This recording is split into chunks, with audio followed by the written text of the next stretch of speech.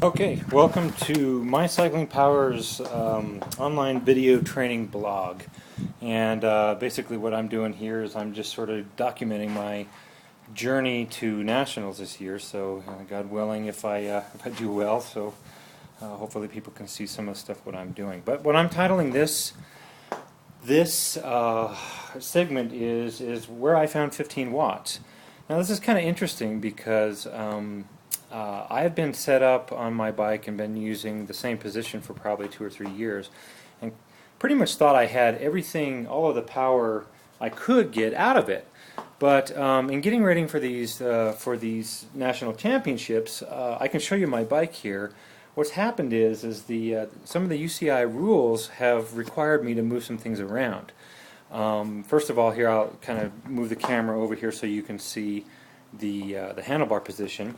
If you look, these are UCI legal handlebars. Those were a little expensive to buy, but they basically have to, they enforce the 3-to-1 ratio here. So for every one segment this way, you have to have it 3 is the longest you can go. So these are a little bit shorter than the head aero bars I used to run.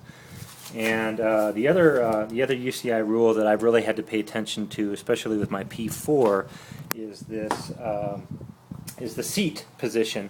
You can see here what I've done is I've moved my seat back into the further back position. What happens is they have a rule here, and I'm going to see if I can get the camera there, that basically from the center line of the cranks to a straight level line up here, they want you to have a 5-centimeter setback this way. So I've marked mine with a piece of tape, and what I've been doing is I've been basically moving my seat backwards every week, just a little at a time, a centimeter at a time.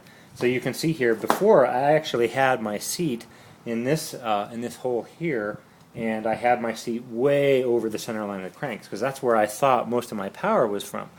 A funny thing was by last weekend I had moved my seat back, and I don't know if anyone's been following some of the stuff that happened with Dave Zabriskie, but it was the same thing. He ended up this season, the 2011 season, moved his seat backwards, and basically what it did is it kind of opened up his chest.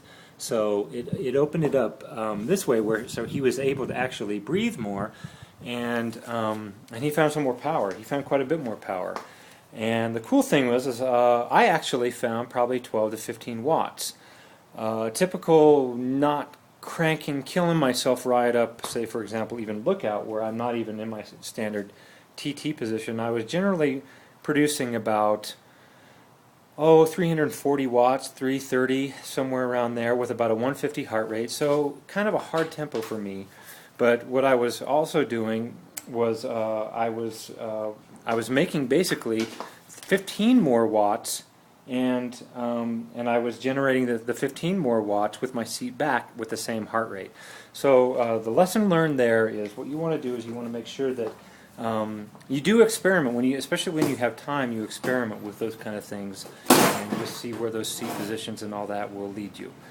And that is all I have for this installment. Oh, the other thing I thought I'd cover real quick, this water bottle is not going to be legal in the race. So what I'm going to have to do is either I'm going to have to put something in there, or I'm probably, because of the nationals, I'm probably just going to leave it out completely and just unscrew this and leave that out, because I don't believe aerodynamics are going to play as important of a role as they would in typical races.